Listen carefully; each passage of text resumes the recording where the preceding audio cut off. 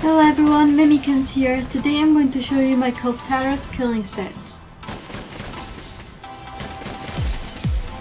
With randoms I usually clear the raid in 2 runs. It's not impossible to complete it in 1 run, I have done before, but 2 runs is much easier to obtain a higher pursuit level reward, meaning more chances to get that rare weapon. People will often return to the gathering hub after breaking all parts and Kulve Taroth has run off to stage 4 in order to start a new siege with a higher pursuit level. As long as you were present for the breaks, you will be credited for it and it will count towards your next fight.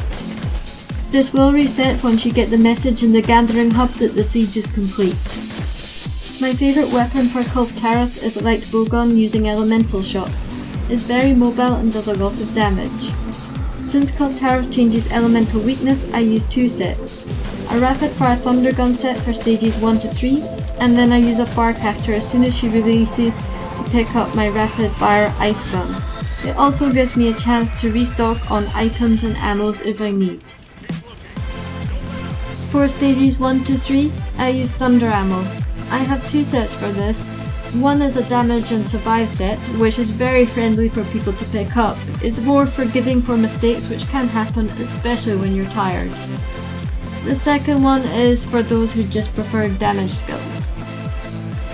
Since I'll be aiming to hit non-weak spots to break parts, I'm not using weakness exploit. Instead I've created my set to reach 50% affinity, the rest is obtained through the affinity booster.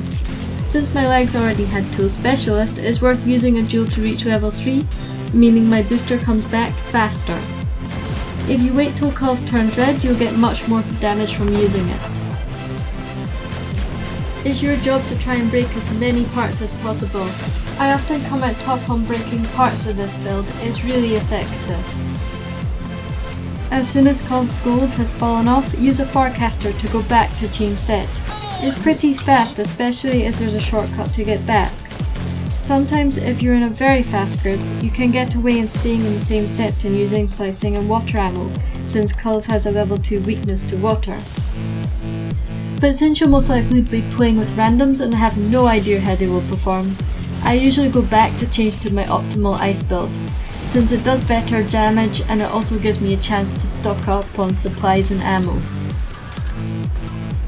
The first one is a damage and survive build. Since I'm no longer having to target parts, my set is geared more towards capping affinity, which helps more for this phase as the arena is a lot bigger and I usually have to move around more depending on where people are fighting.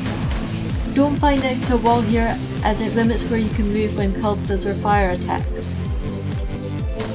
I would be surprised if you managed to die in this build, as with more than 20 fire resist, you won't get affected by the fire blight, and if you get caught in a fire attack, you should have enough HP to run out of it. The second set is for more damage. You'll need to take more care on dodging attacks. Even then, it still has plus 10 fire resist. Both are good builds, it just depends on what you value more, damage or extra survival. One more thing, those annoying gold Gajalakas can be one-shotted with Crystal Burst Gunslinger ammo. Doing this will save you and your group's sanity.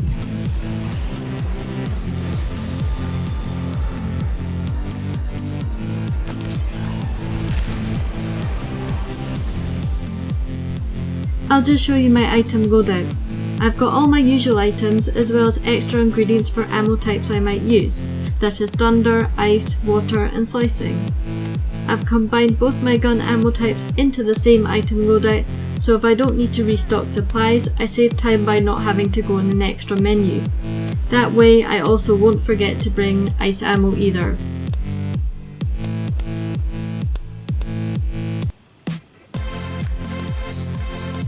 Anyways, I hope you find this useful and managed to get everything you want from Kulve Taroth. Please support our channel by liking and subscribing, and I'll see you next time.